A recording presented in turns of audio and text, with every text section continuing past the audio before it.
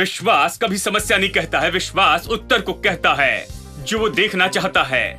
ये शब्दों का संसार है। शब्दों के संसार में जब तक शब्द न कहा जाए कुछ नहीं होता है, और जब शब्द कहा जाता है तो सही शब्द कहा जाता है।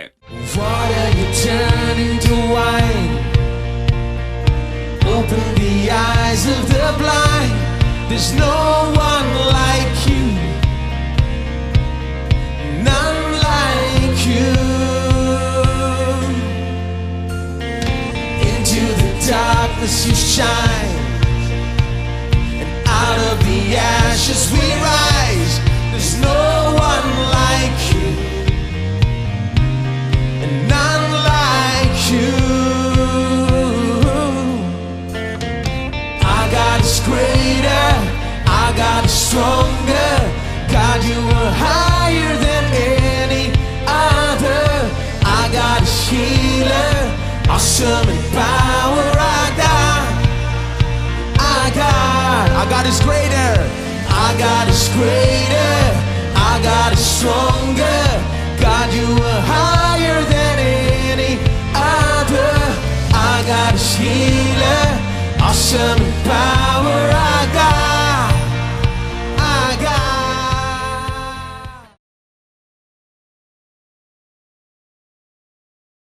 प्रभु ने, परमेश्वर ने आपके जीवन और भक्ति से संबंधित हर एक बात को आपको पहले से ही दे दिया है।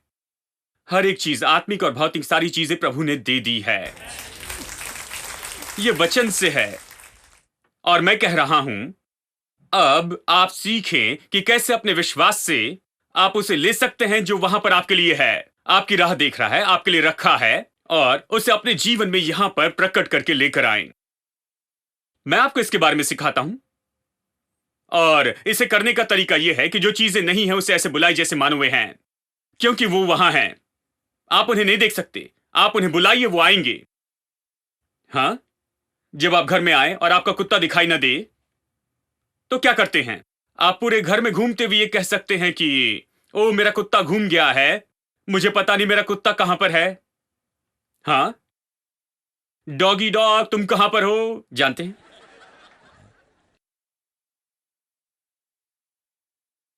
आप दिन भर रोते रहें लेकिन आपका कुत्ता वापस नहीं आएगा। लेकिन अगर आप उसे आवाज दें, लोग हमेशा इसे करते हैं, जो चीजें हैं ही नहीं उन्हें ऐसे बुलाते जैसे वो हैं। लेकिन जब बाइबल की बात आती है तो नहीं करते हैं। यदि कुत्ता नहीं है तो पुकारते हैं, यदि पत्नी नहीं है तो पुकारते हैं, क्योंकि वो जानते हैं वो नहीं देख सकते हैं, लेकिन वो घर में ही कहीं है। कुत्ता कहीं तो भी गया है, तो वो कहते हैं पूछ पूछ, यहां क्या, यहां कुछ भी नहीं है, लेकिन कहते हैं यहां। क्या वो झूठ कह रहे हैं? नहीं, झूठ नहीं कहते हैं, वो कह रहे हैं मुझे पता है तुम वहां हो, तुम यहां पर आ जाओ। हाँ, इसी तरह से अपने बच्चों को पुकारते हैं। जब बच्चे सामने नहीं दिखते हैं, वो जानते हैं कि वो वहीं पर कहीं तो भी है, उन्हें नहीं देख सकते हैं, बस यही। यानी मैं नहीं देख सकता इस समय अपनी चंगाई को, मैं नहीं देख सकता मेरे प्रयोजन को, मैं नहीं देख सकता अपनी चंगाई को, उन्हें नहीं देख सकता, लेकिन उन्हें पुकारता हूं। मैं जानता हूं वो वहां है, परमेश्वर ने सब कुछ मेरे लिए रखा है। मैं उन्हें बुलाता हूं, जब मैं बुलाता हूं तभी वो आते हैं। देखिए, तो लोग तैयार है कि प्रार्थना करें, भीख मांगे, उपवास करें, लेटने चिल्लाने के लिए तैयार है, सब कुछ के लिए तैयार हैं। तैयार है कि वो अपने सिर के बाल झड़ा दे, हर एक सभा में जाकर अपने सिर पर हाथ रखवाने के द्वारा हाथ रखवाते हैं। मैं बताना चाहता हूं कुछ लोगों के बाल क्यों झड़ गए हैं। वो सब के लिए तैयार हैं, लेकिन जब आप कहें कि जो चीजें नहीं है उन्हें ऐसे बुलाए जैसे कि वो हैं, तो कहते हैं मुझे प्रचार पसंद नहीं है भाई, मुझे इस पर संदेह है, मुझे पता नहीं ये कैसे संभव है, इसे कहां पर पाएंगे। मुझे लगता है ये कहीं पर सीख कर आए और हमें सिखाना चाहते हैं। बस मैं आपको दिखा रहा हूं कि कैसे अब्राहम ने इसे पाया, और परमेश्वर इसी तरह से काम करता है। आमीन। प्रभु ऐसे ही तो है। कुछ लोग कहते हैं खैर, आपको क्या लगता है कौन है? परमेश्वर ने सब कुछ किया, जो चीजें नहीं है उन्हें परमेश्वर ने बुलाया है, तुम इसे कैसे करोगे? खैर, बाइबल कहती है कि आप और मैं परमेश्वर के स्वरूप समानता में बनाए गए हैं। और आपको क्या लगता है हम में परमेश्वर की स्वरूप समानता किस बारे में है?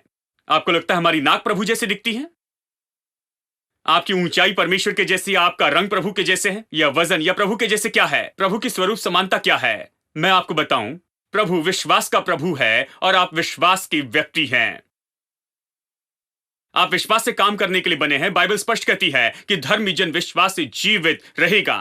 प्रभु विश्वास से जीता है और आप विश्वास से रहते हैं। परमेश्वर विश्वास में काम करता है, आप विश्वास में काम करते हैं। जैसे मछली पानी में रहती है, आप विश्वास से जीते हैं। आप ऐसे ही बने हैं। परमेश्वर ने हमें बनाया है आपको एक विश्वास के व्यक्ति के रूप में, और वो चाहता है आप ऐसे ही काम करें, आप इसी में काम करें। वो अपेक्षा करता है आप ऐसे काम करें, वो चाहता है आप पुकारें। अब्राहम ने यही पाया कि जो चीजें नहीं है उसे परमेश्वर ऐसे बुलाता है मानो वे हैं। तो उसने कहा जो चीजें नहीं है मैं उन्हें ऐसे बुलाऊंगा जैसे वो हैं, क्योंकि मुझे परमेश्वर जैसे होना है। ठीक है, क्योंकि परमेश्वर ने मुझे अपने जैसे बनाया। यदि आप सृष्टि को देखिए, मैं आपको बता सकता हूं, आप बाइबल में केवल 2 वचन पढ़ सकते हैं, वचन 1 और 2, उत्पत्ति अध्याय 1 में से। और मैं आपको पूरे आत्मिक जीवन के बारे में प्रचार कर सकता हूं इन बस 2 वचनों से। अभी मैं आपको बता सकता हूं। बाकी की सारी बाइबल मानो एक्स्ट्रा बोनस है। बोनस वचन 1 और 2 में पूरी कहानी है, सब कुछ इसी के अंदर है। पूरा आत्मिक जीवन यहां पर सारांश में रखा गया है। कैसे? आप परमेश्वर की सृष्टि को देखिए तो आप समझेंगे कि कैसे हमें काम करना है, क्योंकि हम प्रभु जैसे हैं। परमेश्वर ने कैसे सृष्टि की? अब परमेश्वर सारी चीजों की सृष्टि तो कर सकता था कुछ अलग तरीके से। कल्पना कीजिए यदि वो मूढ़ी जैसे संसार बनाता, मूढ़ का संसार जो मूढ़ पर आधारित है, जैसे कहा तुम्हारे विश्वास के अनुसार तुम्हारे साथ में हो। यदि वो संसार बनाता, कहता कि तुम्हारे मूड के अनुसार तुम्हारे साथ हो, तो आज कितनी गड़बड़ी हो जाती। मुझे याद है एक बहन ने कहा मुझे अपने पति से बात करनी है भाई, जब सही मूड में होगे तभी मैं कहूंगी। जब भी मैं उनसे बातें करती हूं तो सावधान रहती हूं, अगर वो गलत मूड में है तो सब कुछ खत्म हो जाएगा, मानो छत उड़ जाएगी, सारा घर जल जाएगा, पता नहीं क्या होगा। इसलिए जरूरी है कि मैं उन्हें बिल्कुल सही मूड में पकड़ लूं, क्योंकि जैसे मूड चलता है वो चलते हैं, जैसे मूड चलता है वैसे पूरा घर चलता है। मैंने कहा इसका मतलब क्या? उसने कहा मुझे पता नहीं क्या उनका ये दिन है कि भौंके या फिर काट ले। मुझे देखना पड़ता है कि आज वो बस चिल्लाएंगे या फिर काट खाएंगे। हाँ, वो ऐसे ही हैं। पूरा परिवार, देखिए ऐसे परिवार के लिए बड़ा दुख होता है, क्योंकि देखिए वो किसी बात की गारंटी नहीं दे सकते हैं। वो उनकी ओर से सही न्याय की गारंटी नहीं दे सकते, उनकी ओर से धार्मिकता की गारंटी नहीं दे सकते, वो उनकी ओर से कोई सही तरह के निर्णय की गारंटी नहीं दे सकते। वो तो किसी तरह की गारंटी नहीं दे सकते हैं कि वो इसी नियम के अनुसार काम करेंगे। जैसे मूड चलता है वैसे करते हैं, जो महसूस किया वही करते। वो ऐसे ही हैं। और कुछ परिवार ऐसे ही हैं, देखिए, और वो ऐसे ही काम करते हैं, ऐसे ही। प्रभु का धन्यवाद, प्रभु ने ऐसे नहीं बनाया। जैसा मेरा मूड होगा वैसे ये सब कुछ होगा। जानते हैं सब कुछ खत्म हो जाता। आशा करते हैं कि वो अच्छे मूड में हो और आपको वहां पर कुछ अच्छी चीजें मिल जाएं। अगर वो बुरे मूड में है तो आज का दिन आपके लिए बुरा होगा, बस यही। परमेश्वर ने संसार को ऐसे नहीं बनाया है, उसने जानबूझकर इस संसार को बनाया कि ये शब्दों का संसार हो। कैसे? जब आप शादी करने के लिए जाते हैं तो ऐसा नहीं कि शादी जैसे महसूस करते हैं, ऐसा नहीं कि आज जाके शादी कर ली और आपने कहा मुझे ऐसा महसूस नहीं होता है कि ये मेरी पत्नी है, मुझे इसके बारे में अच्छा महसूस नहीं हो रहा है, इसलिए मैं सोचता हूं इसे मैं ऐसे ही छोड़ दूंगा। नहीं कर सकते, क्योंकि जब आप शादी के लिए जाते हैं तो वहां पर मुख्य बात क्या होती है? वहां वादा करते हैं, ठीक है? आप कहते हैं मैं ये तुम्हें अपनी पत्नी के रूप में, अपनी विवाहिता पत्नी के रूप में लेता हूं।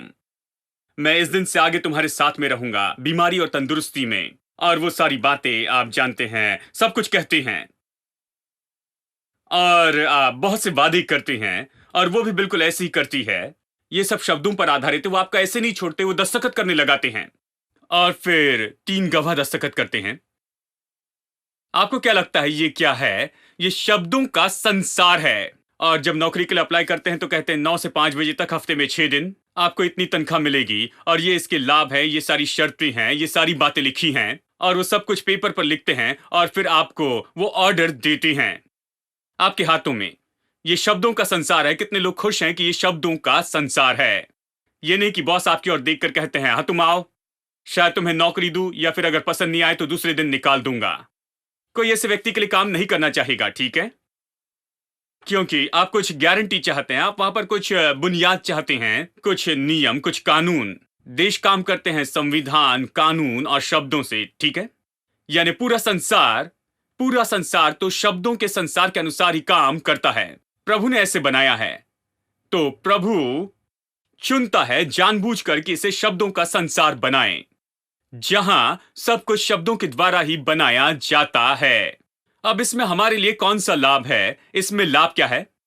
लाभ तो बस यही है कि परमेश्वर ने संसार को इसी तरह से बनाया है इसलिए कि हम में योग्यता हो कि कुछ चीजों को बदल दे।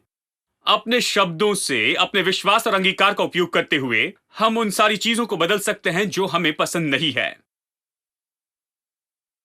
हेलो, इसके लिए मैं प्रभु को हजारों बार धन्यवाद देता हूं। उसने कहा मैंने संसार को शब्दों के संसार के जैसे बनाया, शब्दों का संसार बनाया। तुम देखो मैंने सब कुछ कैसे बदला। आदि में क्या था? वचन एक। आदि में परमेश्वर ने आकाश और पृथ्वी की सृष्टि की। फिर वचन 2 कहता है और पृथ्वी तो बेडोल और सुनसान थी। वहां पर क्रम की कमी थी और उसमें खालीपन था। क्रम की कमी और खालीपन था। और फिर पूरी पृथ्वी के ऊपर अंधकार छाया था। क्रम नहीं था, खालीपन था और अंधकार था। प्रभु को ये पसंद नहीं आया। कुछ हुआ था, कहीं ना कहीं कुछ गड़बड़ी हुई थी। किसी ने गड़बड़ी की थी। जो परमेश्वर ने बनाया था किसी ने उसमें गड़बड़ी की थी। परमेश्वर ने कहा मैं ऐसे बदल दूंगा। ये ऐसा नहीं कि मैं इसे नहीं बदल सकता, ये शब्दों का संसार, इसलिए मैं खुश हूं कि मैं इसे बदल सकता हूं। परमेश्वर ने खालीपन और अंधकार को देखा, जो क्रम नहीं था उसे देखा और गड़बड़ी को देखा, खालीपन को देखा, अंधकार को देखा और कहा मैं इसे बदल दूंगा। आज मैं आपसे कहूं, यदि आप में आज अगर खालीपन है, जीवन में गड़बड़ी है, यदि आप में किसी तरह से कोई अंधकार है, यदि किसी तरह की कोई गड़बड़ी है, यदि आपका जीवन गड़बड़ी में है, क्रम में नहीं है, अगर जीवन गड़बड़ी में है तो मैं आपको बताऊं, बैठकर इसे ऐसी लेने की जरूरत नहीं है। आपको वहां पर असह्य बिना आशा में नहीं बैठना है। आप अपने जीवन को बदल सकते हैं। यदि पसंद नहीं तो इसे बदल सकते हैं। परमेश्वर ने ऐसे ही बनाया है, आप बदल सकते हैं। गड़बड़ी को सही क्रम में और शांति में और संपन्नता में। आप खालीपन को बदल सकते हैं परिपूर्णता में और आशीष में। आप अंधकार को लेकर ज्योति में बदल सकते हैं। परमेश्वर ने इसे ऐसे बनाया और इसने प्रकट करके दिखाया। उसने देखा गड़बड़ी को, उसने देखा खालीपन को, उसने अंधकार को देखा और कहा ठीक है मैं तुम्हें दिखाता हूं कि मैं कैसे इसे मैनेज करता हूं। उसने मनुष्य से कहा, मनुष्य को आशीष दी और कहा फलवंत हो जाओ, बहुगुणित हो जाओ, पृथ्वी को भर दो, वश में कर लो और इस पर अधिकार करो। ठीक है, अधिकार करो। कैसे अधिकार करे? परमेश्वर ने कैसे अधिकार रखा? जब उसने अंधकार को देखा तो उसके ऊपर उसने कैसे अधिकार किया? कैसे गड़बड़ी पर उसने अधिकार किया? कैसे क्रम में न होने पर उसने अधिकार कर लिया? क्या क्रम में नहीं रहने ने उस पर अधिकार कर लिया है? क्या गड़बड़ी ने उस पर अधिकार किया? क्या खालीपन ने उस पर अधिकार किया? जहां पर वो बैठा रहा और कहा मेरे पास कुछ नहीं, मैं बस खाली हूं, मैं कुछ नहीं कर सकता, मैं आशाहीन हूं। नहीं, इन बातों ने उस पर अधिकार नहीं किया। वो तो वहां थे, लेकिन तुरंत ही उसने उसके ऊपर अधिकार किया और कहता अब तुम अधिकार करो, मैंने तुम्हें अधिकार करने के लिए आशीष दी है। उसने कैसे अधिकार किया? उसने वचन 2 में इसे प्रकट करके दिखाया। आपको इससे परे जाने की जरूरत नहीं है, आप इन्हीं से सब कुछ सीखते हैं। उसने सब पर अधिकार किया। उसने कहा कि ज्योति हो जाए। यानी संसार तो शब्दों का संसार है। इसी तरह से परमेश्वर ने नियुक्त किया ताकि हम जब चाहे बदल सके, यदि पसंद न करे तो। दूसरी बात, इस शब्द के संसार में जब तक कि परमेश्वर ने कहा कुछ भी नहीं हुआ, कोई बदलाव नहीं हुआ। यही बात है। गड़बड़ी, खालीपन और अंधकार वहां पर था और परमेश्वर का आत्मा भी वहां पर पानी के ऊपर में मंडरा रहा था। बहुत से लोगों के जीवन जैसे है, गड़बड़ी, अंधकार, खालीपन, और वो लोग विश्वासी हैं।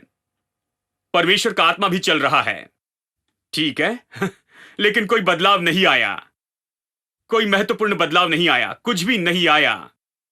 बदलाव तब होते हैं जब केवल वचन कहे जाते हैं।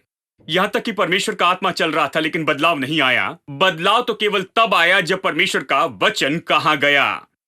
यानी संसार तो शब्दों का संसार है और संसार में बदलाव तो तब आया जब वहां पर वचन कहा गया, और जब तक वचन न कहा गया कुछ भी बदलाव नहीं आया। यानी 2 बातें हैं। तीसरी बात, उसने किस तरह का वचन कहा। यदि वहां विश्वासी होते तो ये कहते खैर, सब कुछ खाली है, सब कुछ अंधकार है। मुझे पता नहीं क्या करूं। सब क्रम में नहीं है, सारी गड़बड़ी में पड़ा है। हाँ, मुझे पता नहीं कि अब मैं क्या करूं। आप प्रार्थना करो, मैं प्रार्थना करता हूं, सब प्रार्थना करेंगे। अब पता नहीं क्या करें। मसीह विश्वासी शायद यही कहेंगे, और शायद अभी तक अंधकार में ही बैठे रहते, और अभी भी खालीपन के बीच में ही बैठे रहते, अभी भी गड़बड़ी में ही बैठे रहते। प्रभु का धन्यवाद कि ये परमेश्वर है और परमेश्वर ही आदि में था। उसने देखा उस खालीपन और गड़बड़ी को और उस अंधकार को, और फिर उसने कहा जो वहां पर कहना था बस वही कहा, और उसने अंधकार के बारे में कुछ नहीं कहा। उसने कहा ज्योति हो। वो जो चाहता था केवल वही उसने कहा। उसने कभी समस्या को नहीं कहा। हेलो, विश्वास का प्रभु दिखाता है कैसे विश्वास काम करता है। विश्वास का प्रभु दिखाता है कि विश्वास कैसा है। विश्वास कभी समस्या नहीं कहता है, विश्वास उत्तर को कहता है जो वो देखना चाहता है। यह शब्दों का संसार है। शब्दों के संसार में जब तक शब्द न कहा जाए कुछ नहीं होता है, और जब शब्द कहा जाता है तो सही शब्द कहा जाता है। उसने इसे कैसे कहा? चलिए मैं आपको यह बताऊं। देखिए, उसने इस तरह से ये कहा जैसे इब्रानियों 11:3 ये कहता है, विश्वास से हम समझते हैं कि ये संसार परमेश्वर के वचनों से बनाया गया। इसलिए जो चीजें दिखती हैं वो तो दृश्य चीजों के द्वारा नहीं बनाई गई। इब्रानियों 11:3 बिल्कुल इसी तरह से कहता है। अब इसे देखते हैं, प्रभु ने संसार कैसे बनाया। ये शब्दों के द्वारा बनाया गया, विश्वास से। परमेश्वर ने कैसे बनाया? उसने विश्वास लिया। ये ऐसे जिससे देखा नहीं जा सकता, क्योंकि जो संसार हम देखते हैं वो दृश्य चीजों से नहीं बना है। तो उसने विश्वास को लिया। विश्वास ऐसा है जिससे आप नहीं देख सकते। ये आत्मिक सामर्थ्य है जिससे आप नहीं देख सकते हैं। जब ये परिणाम लाता है तो उसे देख सकते हैं। जब ये कहा गया तो देख सकते हैं कि विश्वास है, लेकिन आप विश्वास को नहीं देख सकते हैं। विश्वास आत्मिक सामर्थ्य है। उसने उस विश्वास को लिया, आत्मिक सामर्थ्य को, और उसने उसे रखा अपने वचनों में। उसने वचन को भर दिया इस सामर्थ्य से जिसे विश्वास कहते हैं, और फिर उस वचन को भेजा जो विश्वास से भरा था कि वो लेकर आए जिसके लिए भेजा गया। उसने इस वचन को भेजा उस बहुत ही बड़ी गड़बड़ी के बीच में, खालीपन और अंधकार में। हेलो, जरा कल्पना कीजिए, उसके पास और कुछ नहीं था। उसने संसार को बनाया उससे जिससे हम नहीं देख सकते हैं। उसे विश्वास कहते हैं। उसने अपने वचन में विश्वास रखा। संसार में कुछ नहीं था, खाली था। उसे सब कुछ लाना था, तो उसने सब कुछ कैसे लाया? उसने ज्योति कैसे लाई? उसने वचन में विश्वास रखा और उसने निशाना लगाया, और उस वचन को पूरे अंधकार में उसने भेजा कि ज्योति लेकर आए। उसने उसे भेजा पूरे बड़े खाली क्षेत्र में कि इससे भर दे अच्छी चीजों से, और क्रम लेकर आए। और मैं आपको बताऊं, इसने क्रम लाया और इसके कारण पूरा खालीपन चला गया और सब कुछ भर गया। पृथ्वी और इसकी भरपूरी, बाइबल इस तरह से कहती है, पृथ्वी अच्छी चीजों से भर गई और इसमें ज्योति आ गई। ये तो स्पष्ट प्रकटीकरण है कि विश्वास कैसे काम करता। लेकिन लोग कहते ये प्रभु है, हम कुछ नहीं कर सकते। लेकिन यहीं पर तो मैं आकर ये कहता हूं, नहीं, यही परमेश्वर जिसने इन पहले 2 वचनों में किया है। अगर आप पढ़े तो उसने कहा और बाकी सारी चीजों को बनाया, और वो वचन भेजते रहा, इस शब्द के मिसाइल को भेजते रहा उस जगह पर। सूरज, चांद और तारे बनाने के लिए, सब कुछ बनाने के लिए वो भेजते रहा। जहां वो देखता है कि कुछ बनाना है, वचन भेजता है जो विश्वास से भराए के इससे बनाए। जो वचन कहता है, ये सामर्थ कि वो सारी चीजें बनाए जो वचन कहता है, जो वचन में है। इसे विश्वास कहते हैं। वो इसे भेजता है और इस तरह से वो सब कुछ बनाता है, और सब कुछ बनाने के बाद में कहता है, आओ मनुष्य को हम अपने समान ही बनाएं, कि बिल्कुल ऐसे ही करे। यही तो इसका अर्थ है, आओ हम मनुष्य को बनाए कि वो बस ऐसे ही करे। फिर उसे आशीष देकर कहा कि अब अधिकार करो, हर एक चीज पर अधिकार करो। तो मैं आपसे कहता हूं, अपनी गड़बड़ी पर अधिकार कीजिए, अपनी घटी पर अधिकार कीजिए, अपने खालीपन पर अधिकार कीजिए, अपनी कमी पर अधिकार कीजिए, अपनी गरीबी पर अधिकार कीजिए, अपनी परेशानियों के ऊपर अधिकार कीजिए, शैतान पर अधिकार कीजिए, इस संसार की हर एक सामर्थ पर अधिकार कीजिए। हर एक परिस्थिति पर अधिकार कीजिए। हर एक बात जो मार्ग में खड़ी रहती है उस पर अधिकार करे। यही तो यीशु सिखा रहा था, क्योंकि यीशु शरीर में परमेश्वर था। वो वही बात सिखा रहा था जो उत्पत्ति 1 में शुरू हुई थी। जब वो यहाँ पर आया, वो बस वही बात सिखा रहा था। उसने कहा, जो कोई भी इस पहाड़ से कहेगा, उसने कहा पहाड़ पर अधिकार करो। पहाड़ तुम पर अधिकार न करने पाए, पहाड़ आप पर हंसने न पाए, ये न कहने पाए कि तुम्हें घूम कर जाना होगा। मैं यहां से हटने वाला नहीं, मैं यहां पर डटे रहूंगा और तुम यहां से नहीं जा सकते। नहीं, पहाड़ के बारे में रोते न रहे, अपने पहाड़ से कहे। उसने कहा पहाड़ पर अधिकार करे। वो कहता है पूरी तरह से उस पहाड़ पर अधिकार करो, और वो पहाड़ तो जरूर ही उठाया जाएगा और समुद्र में फेंका जाएगा, अगर तुम इसे कहते हो तो। कहां विश्वास अधिकार करता है, शब्दों से अधिकार करता है। अधिकार करने वाले शब्द, देखिए, इस संसार में विश्वास से भरे हुए शब्दों से बढ़कर और कुछ सामर्थी बात नहीं है। यानी इसी तरह से अब्राहम ने अधिकार किया। अब्राहम ने कहा ठीक है, मैं ये ट्रिक सीख चुका हूं। मैंने जाना कि प्रभु ने कैसे किया। प्रभु जो चीजें नहीं है उसे ऐसे बुलाता है मानो वे हैं, क्योंकि उसने मुझे जातियों का पिता कहा है। फिर मैं सोचता हूं उसने जैसे बनाया, उसने कैसे बनाया। उसने सारी गड़बड़ी में रचना की, कुछ क्रम में नहीं था, खालीपन था, उसमें से उसने सुंदरता लाई। जो भी आज हम देखते हैं वो विश्वास से बनाया गया है। बस कहते हुए, आकार देते हुए परमेश्वर ने इसे किया। उसने कहा हाँ, परमेश्वर ऐसे ही करता है। वो जो चीजें हैं इन्हें उन्हें ऐसे बुलाता है जैसे कि मानो वे हैं, तो मैं भी इसे ऐसे ही करूंगा। तो अब्राहम ने अपनी पत्नी को देखा, उस बूढ़ी को, और कहा चलो अधिकार करते हैं। और उन्होंने अधिकार करने का निर्णय लिया। और देखिए इब्रानियों अध्याय 11 क्या कहता है। इब्रानियों 11:11, विश्वास से सारा ने आप बूढ़ी होने पर भी गर्भ धारण करने की सामर्थ पाई, और बूढ़ी होने पर भी उसने बच्चे को जन्म दिया। देखिए, जब आप बाइबल पढ़ते हैं तो सावधानी से पढ़िए। कई बार हम इसे बस ऐसे पढ़ लेते, कहते हैं हाँ खैर मैं इसे जानता हूं। जानते हैं? नहीं, विश्वास से। सब लोग कहे विश्वास से। यह बताता है कि विश्वास के द्वारा क्या हुआ, विश्वास के कारण ही। यह नहीं कह रहा है कि अकस्मात क्या हुआ था। क्योंकि कुछ लोग कहते हैं खैर भाई, आपने कहा कि अब्राहम 100 साल की उम्र का था और उसकी पत्नी 90 साल की थी और उन्हें बच्चा हुआ। ये सारी बातें होती है। देखिए, पिछले महीने मैंने कभी तो भी पढ़ा था कि इंग्लैंड में किसी 78 साल की बूढ़ी ने बच्चे को जन्म दिया। लाखों में एक, करोड़ों में एक, या 10 करोड़ में किसी एक के साथ में ये होता है। कहीं तो भी दुनिया के कोने में इस तरह के चमत्कार होते हैं। कुछ अजीब सी घटनाएं होती हैं। हाँ, मैं सहमत हूं कि ऐसी अजीब घटनाएं होती हैं। ये होती हैं। शायद 100 साल का पुरुष और 90 साल की जो बूढ़ी है उसे संतान हो सकती है अकस्मात ही, संजोग से। मैं असहमत नहीं। शायद यह अजीब केस होगा, शायद यह वहां देखने को मिले। लेकिन यह कहता है विश्वास से। कि आपको यह बताए कि यह ऐसे ही नहीं हुआ, यह जानबूझकर हुआ, क्योंकि कुछ लोगों ने यहां पर विश्वास को काम पे लगाया कि वो इसे कर दिखाएं। यह कोई संजोग नहीं है। यह इसलिए हुआ क्योंकि कुछ लोगों ने अपने विश्वास का उपयोग करना चुना। सब लोग कहे विश्वास से। विश्वास से सारा ने आप बूढ़ी होने पर भी गर्भ धारण करने की सामर्थ पाई। विश्वास से उसने गर्भ धारण किया और बूढ़ी होने पर भी संतान को जन्म दिया, क्योंकि उसने प्रतिज्ञा करने वाले को सच्चा जाना था। अब वो कैसे गर्भवती हुई?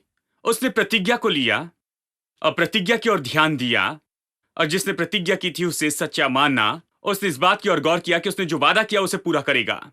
उसकी ओर ध्यान देने से, अपने सामने रखने से, बार बार कहने से, ये कहने से कि मैं बहुत सी जातियों की माता हूं, मेरे पति बहुत सी जातियों के पिता हैं, ऐसा करने से उन्होंने गर्भ धारणा करने की सामर्थ पाई। विश्वास से ही उन्होंने ये कर दिखाया, यही कहता है। ऐसा करने से उन्होंने ऐसा किया। विश्वास से आप ये सब कुछ कर सकते हैं। कुछ लोग सोचते हैं जीवन में सब कुछ ऐसे ही हो जाता है, कुछ बातें अकस्मात हो जाती हैं। जानते हैं, कुछ लोग बहुत ही लकी होते हैं, जानते हैं, इस तरह के सारे काम में। लेकिन क्या आप ऐसे बैठे रहेंगे और राह देखेंगे कि आपकी तकदीर बाहर आए? मैं राह देखते नहीं बैठूंगा कि मेरी तकदीर बाहर आए। मैं इसे करवा कर रहूंगा, क्योंकि मैं परमेश्वर की प्रतिज्ञा को लूंगा और उस पर विश्वास करूंगा। और जहां पर परमेश्वर चाहता है कि मैं पहुंचूं, वहां पर पहुंचने के लिए हर एक रुकावट पर जयवंत हो जाऊंगा। Soon he's coming back to welcome me, far beyond the starry sky. I shall wing my flight to worlds unknown. I shall reign with him on Jesus, Jesus, sweetest name I know. It's my every longing, keeps me singing as I go. Jesus, Jesus, Jesus, sweetest name I know. Fills my every longing, keeps me singing as I go. Since Jesus came into my heart, since Jesus came into my heart, but the joy o'er my soul like the sea billows roll.